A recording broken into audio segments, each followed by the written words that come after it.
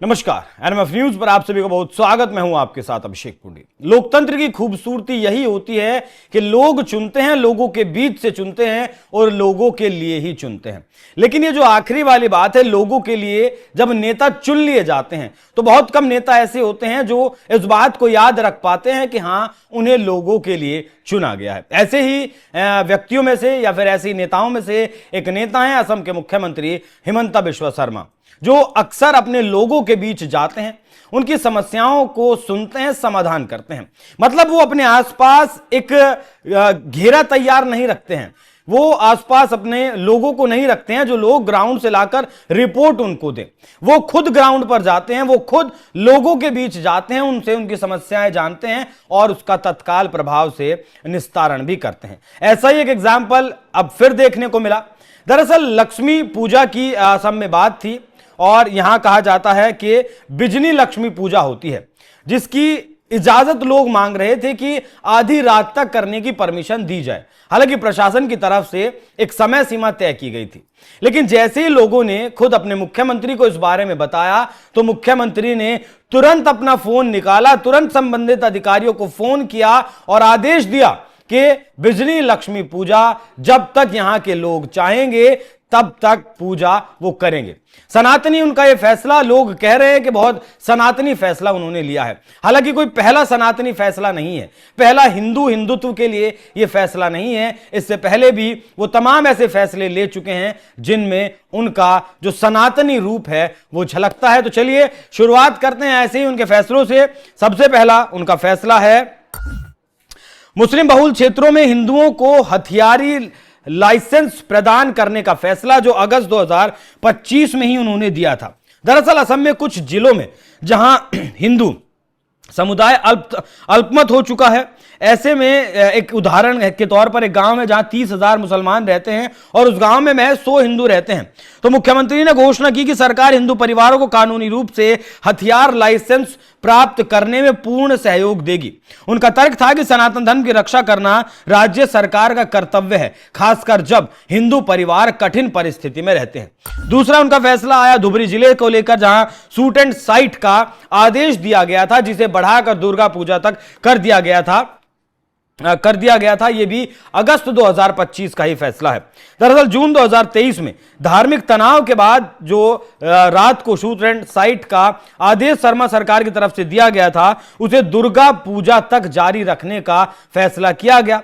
धुबरी सीमावर्ती जिला है जहां सनातनी समुदाय अल्पमत में है और शर्मा ने इसे सनातन धर्म समुदाय की सुरक्षा सुनिश्चित करने के लिए जरूरी बताया था।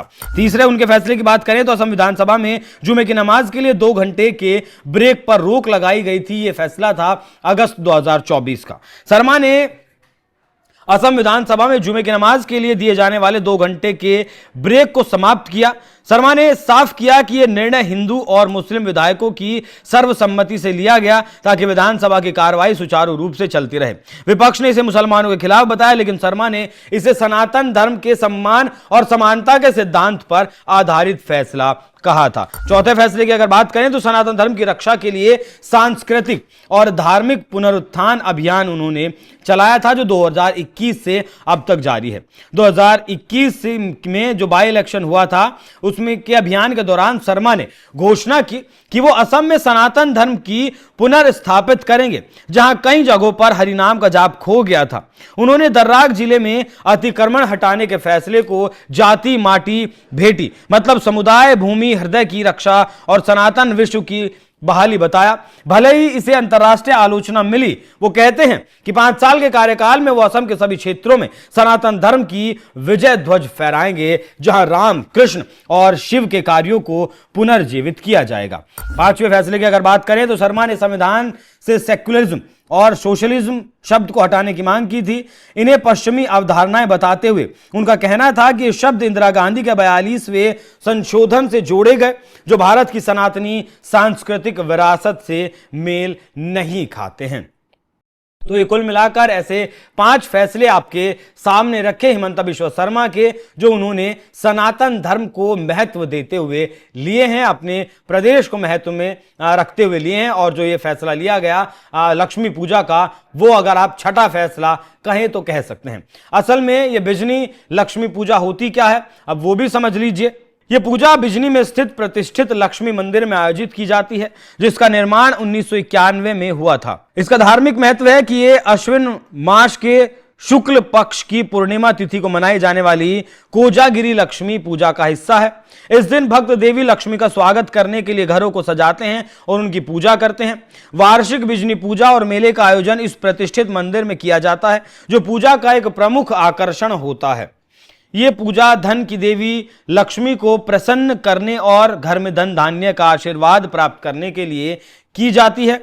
लक्ष्मी पूजा केवल भौतिक समृद्धि तक सीमित नहीं है, यह आध्यात्मिक और भौतिक दोनों तरह की समृद्धि, बुद्धि और ज्ञान का प्रतीक है। सामाजिक और पारिवारिक उत्सव जुड़ाव के तौर पर भी इसे देखा जाता है। और इसी को लेकर यहां जब मुख्यमंत्री हिमंता बिश्वा शर्मा पहुंचे थे, तब लोगों ने उनसे कहा कि उन्हें आधी रात तक ये पूजा करने की अनुमति दी जाए।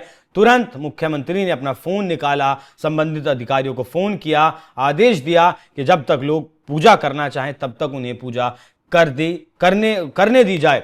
तो मुख्यमंत्री जिस तरीके से असम में काम कर रहे हैं, वो घुसपैठियों को उठाकर बाहर फेंकने की बात हो, बांग्लादेशी रोहिंग्याओं को का आधार कार्ड चेक करने की बात हो, या फिर उनकी नागरिकता चेक करने की बात हो, एक सफाई अभियान जिस तरीके से चलाया हुआ है हिमंता बिश्वा शर्मा ने असम में, वो शायद ही किसी दूसरे राज्य में किसी और मुख्यमंत्री ने चलाया हुआ हो। तो जिस तरीके से हिमंता बिश्वा शर्मा असम में असम को लेकर असम के नागरिकों के लिए काम कर रहे हैं, उस पर आप लोगों की क्या राय है, कमेंट कर हमें जरूर बताइएगा। नमस्कार। मोदी जी का 75वां जन्मदिन है। इस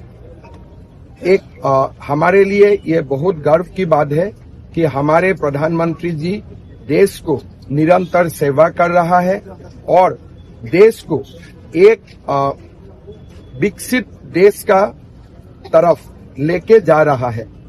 असम वासियों को मोदी जी ने बहुत कुछ दिए हैं और आज असम भी एक नया तरक्की का ओर आगे बढ़ रहा है।